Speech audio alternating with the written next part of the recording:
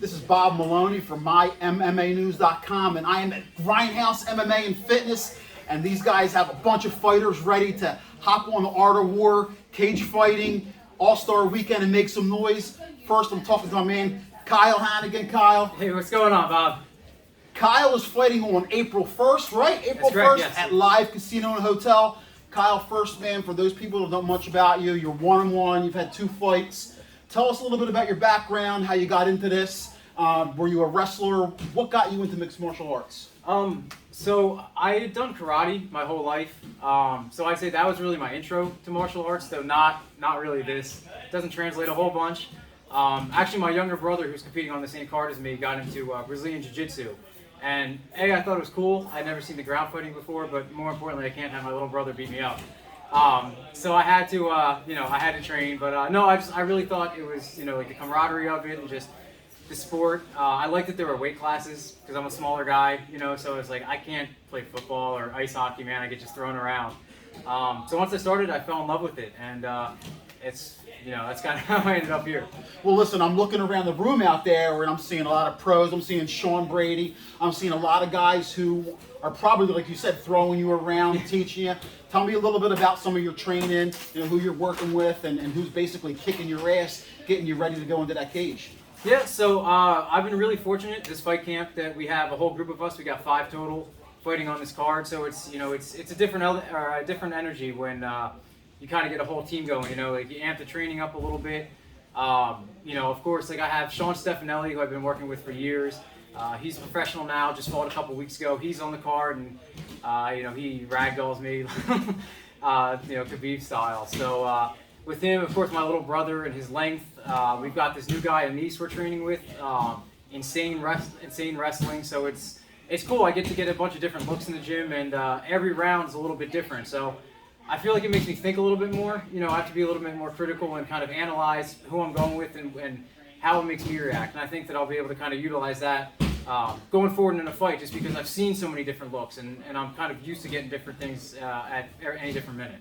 Well, listen, it's so earlier in your career. There's not like really film much right now. You can't do much studying of your opponent. So what is, when you're talking to Matty Netterville and Sean Brady and James Booth, your coaches, what kind of, how do you work a game plan when you really don't know much about your opponent? So I've kind of talked to Matt about this a little bit. I'm not going in with any specific game plan. I've done that. I did that in my debut especially.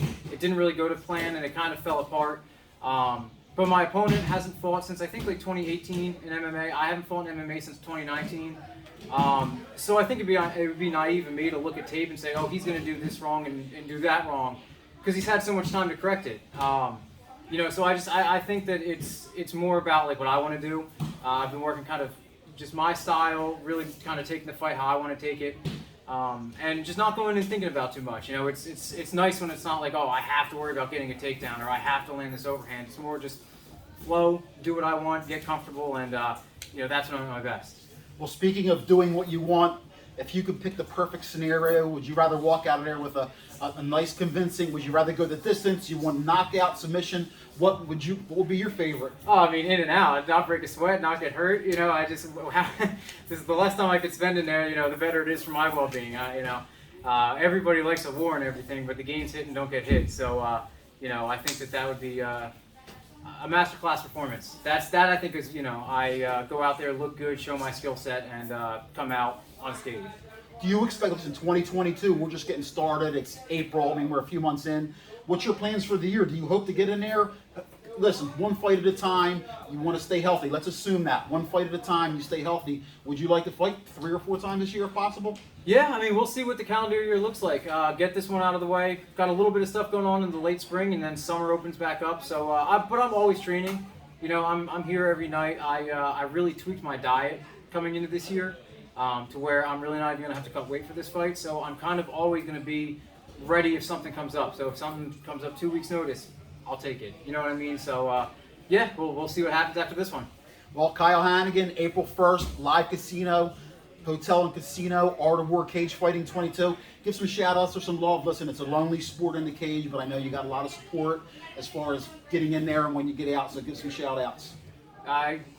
I don't have anything crazy to shout out. I just thank my teammates, thank Jerry Bradley, Matt Netterville, Sean Brady, and of course I get more support from anyone, from my mom, my dad, and special shout out to my grandparents. Grandma, Papa, love you guys. I'm sure they'll be watching this. They watch everything I do, so Awesome. They get the most important shout out. All right. Well, I will see you at the weigh-ins. All right, Bob. Thank you so much. My pleasure. All right, great seeing you.